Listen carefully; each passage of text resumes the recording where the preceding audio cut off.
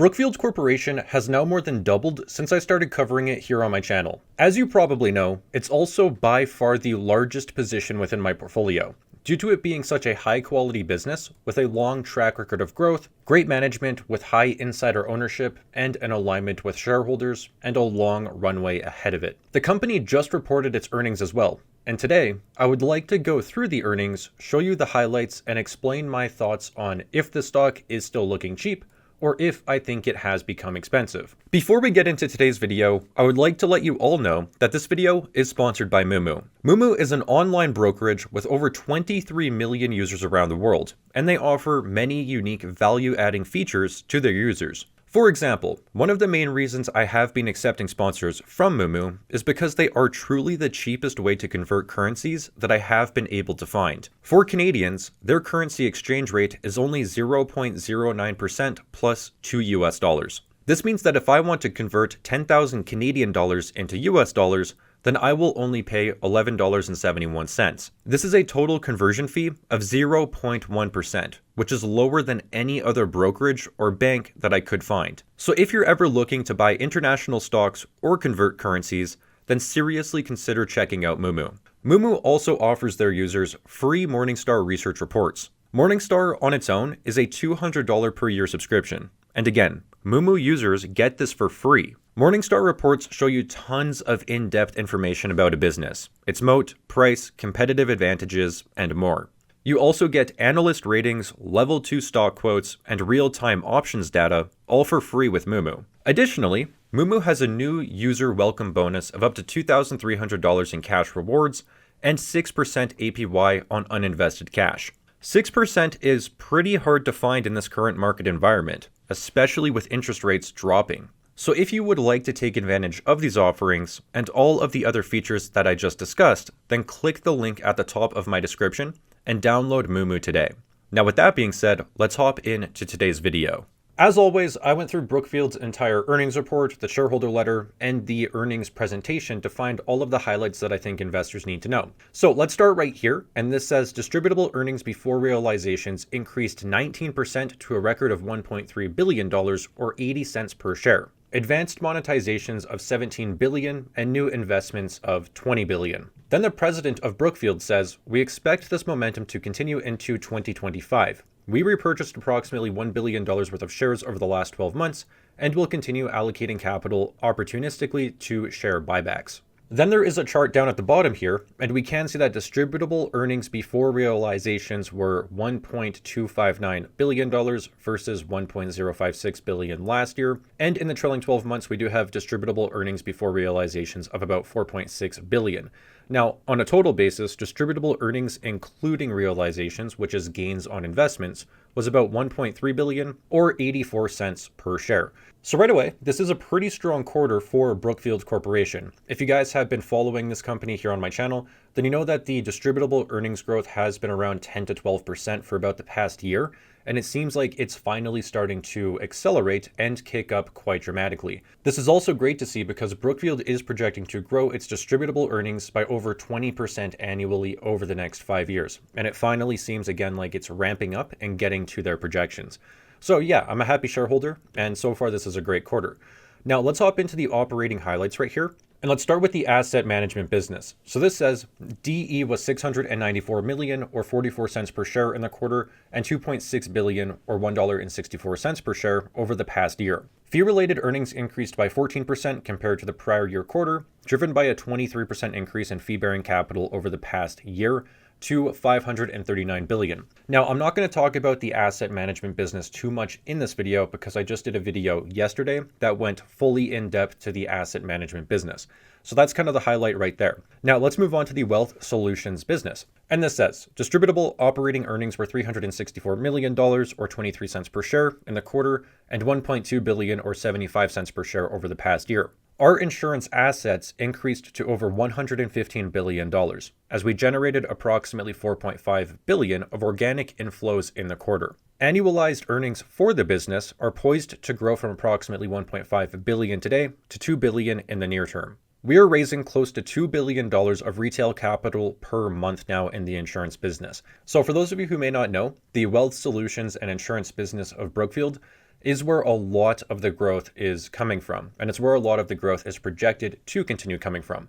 And it seems like this business is continuing to absolutely kill it and execute well.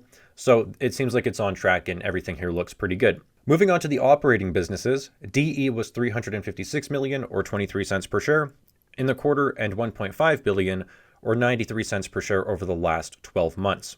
Our core real estate portfolio continues to deliver growth, with same-store net operating income increasing by 4% over the prior year quarter. Overall, this is great to see that the operating businesses are still doing well, and especially that the real estate portfolio is still doing well. But it's also worth noting that Brookfield's future growth is not projected to come from the operating businesses. I covered this in one of my previous Brookfield videos, but when you actually take a look at where the growth of Brookfield's corporation is projected to come from over the future, the operating businesses are really not projected to grow that much. Like it's going to become a sliver of Brookfield. So it's good to see that they're continuing to produce cash flow. But again, this is not where the growth is going to come from going forward. Moving on, this next screenshot says total accumulated unrealized carried interest was 11.5 billion at the quarter end, representing an increase of 17% over the past year, net of carried interest realized into income. Basically what this means is that Brookfield's unrealized gains on its investments are currently sitting at 11.5 billion, and over time they do plan to realize these gains and convert it into actual cash flow.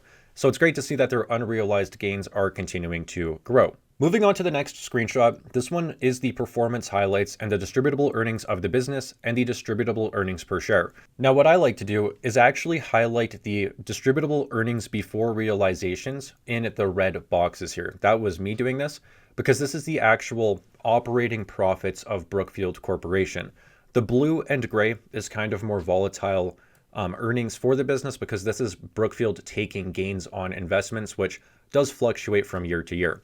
So I like to take a look at what is the actual profits of the business of Brookfield doing, and that's again what these red boxes are. Now, when we take a look at these red boxes, we can see that distributable earnings or profits is clearly continuing to uptrend. And to put this in perspective, back in 2020, Brookfield was doing $2.1 billion of distributable earnings before realizations. And in 2024, that has now doubled to $4.6 billion. And this is the same thing with the distributable earnings per share. So Brookfield is continuing to grow and everything is looking good on this front. This next screenshot is Brookfield's annualized cash flow, and we can see that it is now sitting at 5.7 billion, and we can clearly see that it is continuing to grow very, very strong. It's basically tripled from 2020. So again, this company's profits are continuing to uptrend very well. This next screenshot shows a table of all of Brookfield Corporation's different business segments and assets and how much cash flows they are producing. So here we can see that the asset management business produced $694 million of distributable earnings on the quarter versus $634 million last year. And on an annualized basis, it is now doing $2.671 billion in cash flow. The Wealth Solutions business did $364 million of earnings versus $182 million last year. So the Wealth Solutions earnings literally doubled year over year. And over the past year, it has now done $1.2 billion of earnings. And on an annualized basis, it is now doing about $1.5 billion. So you can clearly see that the Wealth Solutions business is growing extremely quickly and extremely well over at Brookfield. And this is where a lot of the growth to the business is coming from. Now, the other thing that I want to point out is that Brookfield Property Group saw its distributable earnings actually decline year over year. So it does seem like the property group is seeing its earnings still decline. And I do think that this will change with interest rates dropping. And Brookfield is also selling off some of its real estate portfolio. It did announce that it wants to sell off a few $1 billion worth of real estate over the next few years. So I do kind of expect this to kind of just be flat or maybe even downtrend if Brookfield actually does continue to sell off real estate. Then we can see that the annualized cash flow from the operating businesses is about 1.6 billion, and the distributable earnings before realizations in total for the business is now sitting at $4.842 billion on an annualized basis. So going forward, as of right now, this is about how much cash flow the business produces today. Moving on to the next screenshot, this is the intimidating table that shows the current asset value of all of Brookfield Corporation's different investments, public stock portfolios, and businesses. It looks very intimidating, but let's break this down as efficiently and as simply as we possibly can. So at the end of the quarter, we can see that Brookfield Corporation's ownership of Brookfield Asset Management was about $56.5 billion. Brookfield Corporation also has accumulated unrealized carried interest net of fees of about $7 billion and direct investments of about $11 billion. So its asset management actual assets is worth about $101 billion today. Then the Wealth Solutions insurance business is estimated to be worth $22.3 billion. And then these are all public listings right here in this box. And as of the end of the quarter, the shares that Brookfield Corporation owned of BEP, BIP, and BBU were worth about $17 billion. Then we can see that Brookfield Property Group has about $25 billion worth of real estate. So in total, the operating businesses are currently worth about $44.5 billion on Brookfield Corporation's balance sheet. Then we can see that Brookfield Corporation has about $19.2 billion of debt, so its net capital or net asset value is about $150 billion, and on a per share basis, that is about $93.76. Now, Brookfield today in the public stock market, I believe, is trading for about $58 per share, which is about a 39% discount to the net asset value that you're seeing here on your screen today. This ultimately suggests that Brookfield Corporation could still be looking cheap in the market relative to the assets that it owns on its balance sheet. I also found this tweet from 310 Value on Twitter, which I would recommend going and following because they have an awesome spreadsheet that they keep up to date of all of Brookfield's different assets. And this is the actual net asset value of Brookfield based on all of the public company share prices today in the market after the end of the second quarter, because Brookfield Asset Management shares have continued to go up quite a bit after September 30th. So literally as of today, Brookfield Corporation's ownership of Brookfield Asset Management is worth $70 billion. And the implied net asset value per share of Brookfield is now sitting at $103 per share, which means that a BN share is trading about 42% below its net asset value today. Now, this guy also did an analysis here. If we make the target carried interest literally at $0, so no future earnings from investments, and Brookfield Property Group also valued at $0. So Brookfield's $25 billion of real estate, just put that at zero on the balance sheet right now. Now, even when we do that, and we basically remove $50 billion of assets, we still get a net asset value per share of $70, which means that Brookfield Corporation is still selling below this net asset value per share if the real estate was valued at $0 and if their future investment value is also worth $0. This kind of puts it into perspective as to how cheap Brookfield Corporation could still be looking in the market, which is silly because it's trading for all-time highs right now. And it's up 100% over the past couple of years. But when you take a look under the hood, there is an argument that this business is still looking cheap. But when you take a look under the hood, I do still believe that there is an argument that this stock is still looking cheap. Moving on to the next screenshot, we're now getting into Brookfield's shareholder letter, which is written by Bruce Flatt, the CEO. So this says, 24 has been good, but 2025 should be better. We delivered strong financial results in the third quarter, and both the outlook for the balance of the year and 2025 look even more positive. We continue to capture an increasing share of global flows of capital. As the economic tailwinds turn in our favor, and with the foundations we have in place across the business, we are in a strong position to achieve our stated goal of delivering 15% plus total returns on a per share basis to our shareholders over the long term. So basically, Bruce Flatt is saying that 2024 was good, but 2025 should be even better. So it seems like they are expecting their growth to accelerate over the next year. They're also saying that their market share globally is continuing to grow, so their moat is expanding, and they still have high conviction that they can deliver over 15% annual returns to shareholders over the long term. Moving on to the next screenshot, this says, while the past is no guarantee of the future, over the past 30 years, we have generated approximately $225 billion of gains for investors and clients. And the shares of Brookfield Corporation have delivered 19% compounded annual returns to owners. We have grown earnings from our base businesses over the past 5 years by almost 20% annualized. Our core principles regarding the compounding of wealth over the long term are very simple. Invest in good businesses, run them well, allocate excess free cash flow wisely, align everyone with long-term objectives, and evolve with the world around us. We are well positioned to drive further earnings growth and value creation. Over the next 5 years, our plan is to grow distributable earnings by over 20% annually and deliver 15% returns, both on a per-share basis. We also expect to generate $47 billion of cash earnings on a cumulative basis over the next 5 years. So this is basically just Bruce Flatt saying that he is very bullish on the business. It looks like the business is going to start accelerating over the next 5 years. And they are very confident in the next 5-year projections as well. And they're also still saying that the business should generate $47 billion of cash, actual cash, over the next 5 years, which is pretty incredible. Then he continues on about the wealth solutions business where he says, our origination capabilities combined with the sourcing advantage of our asset management franchise sets us up well to increase our insurance assets to approximately $300 billion and triple the earnings over the next 5 years. So the wealth solutions business is expecting to triple its earnings over just the next 5 years and produce roughly $5 billion of earnings by 2029. Now, to put this in perspective, Brookfield's corporation as a whole is doing about $5 billion in annual earnings today. So just the wealth solutions business is projected to produce about as much as Brookfield Corporation as a whole by 2029. That is massive. So Brookfield, in my opinion, is going to see tremendous growth over the next 5 years. Then he talks about real estate once again, where he says, once we complete plans for our development portfolio, we will monetize those assets and recycle the capital within the broader organization. The core portfolio has generated strong inflation-projected, risk-adjusted returns for decades, and we expect it will continue to do so. So Brookfield is basically saying here that they are planning on selling off some of their real estate portfolio, and then they're going to take that cash and invest it elsewhere in the business.